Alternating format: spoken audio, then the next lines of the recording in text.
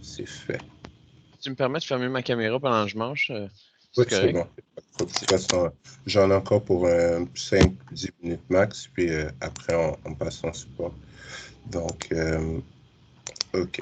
Donc, j'ai repartagé mon... excusez-moi, j'ai repartagé mon écran. Donc, allons-y. J'ai recréé ma base de données, comme vous pouvez voir ici avec cours et étudiants. Donc, je vais la réeffacer. Donc, delete, comme ceci.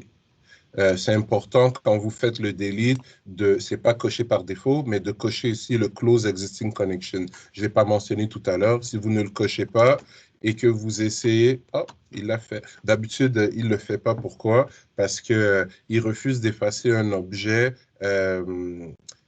avec lequel le logiciel SQL Server Management Studio a encore une connexion. C'est comme essayer d'effacer un fichier Word qui est encore ouvert. Ça va dans Word. Votre ordinateur ne va pas vous le permettre.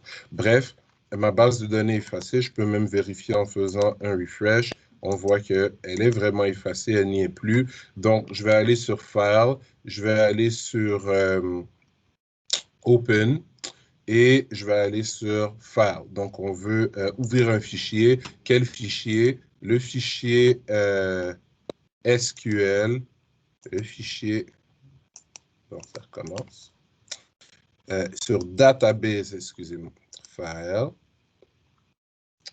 Open, File, magnifique. Donc, je suis sur mon bureau, je vais aller choisir le fichier .SQL qu'on a généré ensemble tout à l'heure, qui a été ici TotoDB. Donc, je vais faire un OK. Donc, on voit que le fichier s'ouvre dans mon environnement de travail, un peu comme si je l'avais écrit à la main. Et tout ce qui me reste à faire, c'est à exécuter le script. Le bouton exécuter a apparu automatiquement. Laissez-moi juste vous remontrer. Je ferme ceci. On voit qu'il n'est pas activé. Il n'est pas enable. Je vais reloader mon script. Donc, fichier open file. Et TotoDB. Voilà. Et maintenant, on voit que execute a apparu. Il est activé. Si j'exécute en cliquant dessus, si on regarde ici dans mon invite de commande, je ne sais pas si vous pouvez voir, je vais zoomer dessus parce que c'est un peu petit.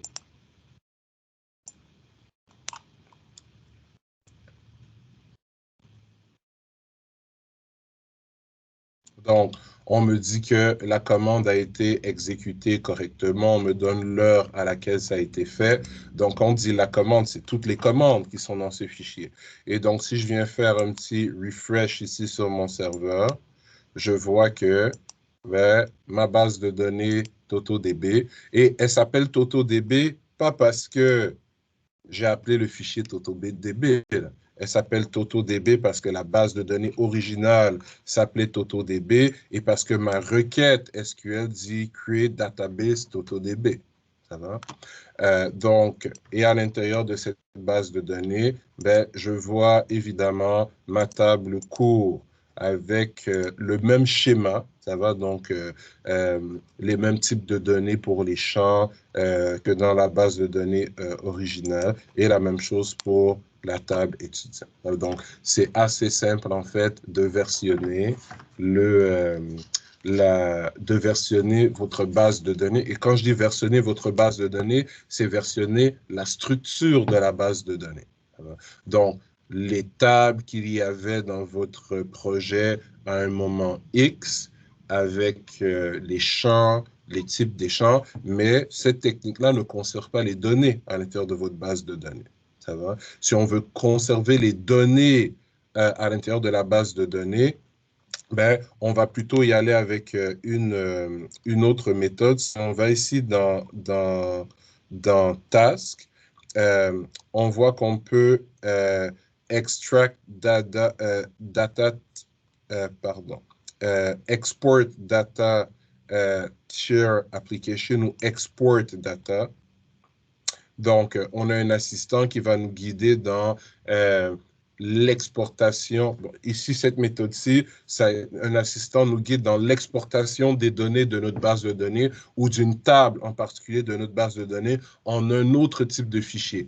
Un fichier texte, par exemple, ou un fichier Excel. Ça va? On n'aura pas besoin de faire ça dans le cadre de notre cours. Mais dans votre cours de Oracle ou MySQL, vous avez sûrement vu que si j'ai une base de données Access ou un fichier Excel, ben, je peux pointer dessus à partir de PHP-Madmin et ben, automatiquement, PHP-Madmin fait quoi? Il prend mon classeur Excel et en fait une table dans la base de données. Donc, on a toutes ces options ici. Une autre méthode qui peut être intéressante aussi, si je retourne sur Task et je vais plutôt Export Data Tier Application, juste ici. Donc, encore une fois, ça me permet, ça c'est quand même assez utilisé en entreprise. On va l'utiliser un peu plus tard dans la session quand on va vouloir prendre notre site une fois qu'il va être complet parce que notre plateforme de e-learning, on veut la rendre transactionnelle. On veut rajouter d'une plateforme de paiement là-dessus éventuellement. Et on va vouloir le déposer sur un vrai serveur ASP. Ça va? Pas seulement que ça roule localement sur votre machine. Donc, il y aura déjà beaucoup de choses dans notre base de données, beaucoup de cours, beaucoup de profs, beaucoup d'informations. On ne voudra pas recréer juste la structure sur un vrai serveur commercial, puis après être obligé de rentrer les données à la main. On voudra recréer la base de données complète avec sa structure et les données. Donc, ça demande de générer un fichier backpack. C'est comme ça que ça s'appelle. Ça veut un fichier backpack. Et une fois qu'on a un fichier backpack, ben, qu'on peut créer à travers cet assistant, comment est-ce qu'on l'utilise pour recréer la base de données? On vient ici sur Restore Database et on va nous demander ici de pointer vers le fichier backpack qu'on veut utiliser pour restaurer notre base de données. Donc, j'en parle juste de manière générale présentement parce qu'on n'a pas besoin de ça pour l'instant. Je reviendrai en temps et lieu. Ce que je veux qu'on sache vraiment comment faire présentement, c'est ceci. Donc, évidemment, vous n'avez pas besoin d'effacer votre base de données. Vous. Moi, je l'efface ici parce que je vais vous montrer comment la recréer. Donc, si vous me fournissez, et d'ailleurs, je vais prendre mon fichier qui est ici et je vais le mettre sur Teams. Je vais le mettre sur Teams. J'ai dit sur Teams. Dans Y aurait-il un moyen que la vidéo sur la base de données que tu viens juste de faire soit sur les canaux, un des canaux, si possible? Elle est toujours sur un des canaux. Ok, fait qu'elle est déjà. Ce que tu viens de montrer, il est déjà sur le canal, exemple Sprint 3, c'est ça? Non, ce n'est pas sur le canal Sprint 3, c'est sur le canal général. Les réunions sont toujours sur le canal général. Donc, les enregistrements des réunions sont toujours sur le canal général. Mais il n'y a pas un délai de 2 semaines, puis après ça, il s'efface, me semble. C'est pour ça que toutes les manipulations que je vous montre, Puis il met sur en YouTube. général, sont aussi sur YouTube.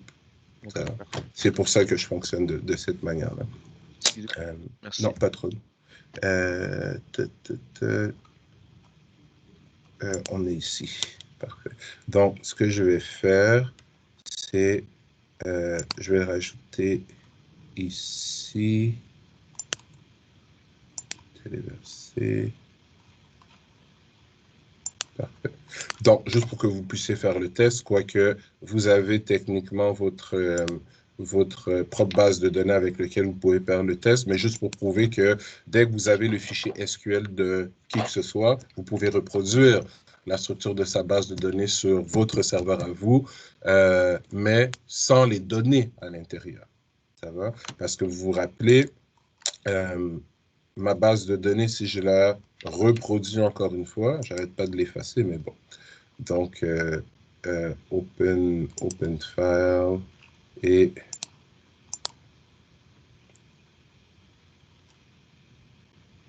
ça travaille fort cette fois-ci.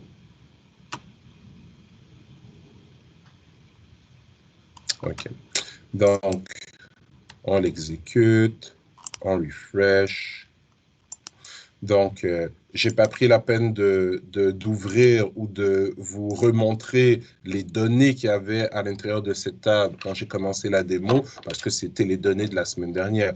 On avait des cours de AT1, de Mobile 1, on avait 2 ou 3 étudiants.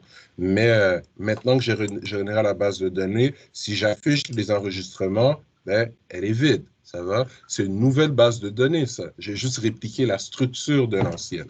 Comme je l'ai dit, si on veut sauvegarder les données qu'il y a à l'intérieur, c'est un fichier de type backpack qu'on a besoin de créer. Et ça, je vous le montrerai en temps et lieu. Un fichier de type backpack, par contre, ça ne se versionne pas nécessairement bien.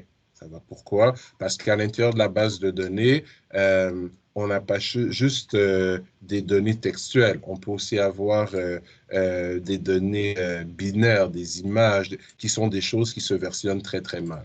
C'est pour ça que le fichier backpack, c'est quand notre projet est terminé, qu'on a fini de tester notre chose, quand la base de données est stable et contient les informations de départ qu'on veut utiliser pour le déploiement. Là, on va faire le fichier backpack et on va déployer. Mais ce n'est pas pour versionner, ce n'est pas pour garder une trace des modifications qu'on a fait sur la base de données pendant qu'on était en mode de développement. Ça va? Donc, voilà le petit ajout qui vous manquait, je crois, pour être capable d'avoir votre projet complet versionné sur Git, que ce soit la structure de la base de données ou le code ASP lui-même. Mais vous allez voir très rapidement que même cette méthode-là, entre guillemets, elle est toujours utile, mais elle va devenir, entre guillemets, inutile quand on va faire du code first. Pourquoi? Parce qu'avec un projet code first, puisque c'est à partir des classes que la base de données est générée, si je clone votre projet et que vous l'avez fait en code first, quand je l'exécute, le framework régénère automatiquement la base de données sur mon système. Ça va? Donc, bref, on reverra tout ça en temps et lieu. Donc, moi, ça clôt la petite démo que je voulais faire ce matin là-dessus. Donc, je vais stopper l'enregistrement pour cette partie-là et je vais vous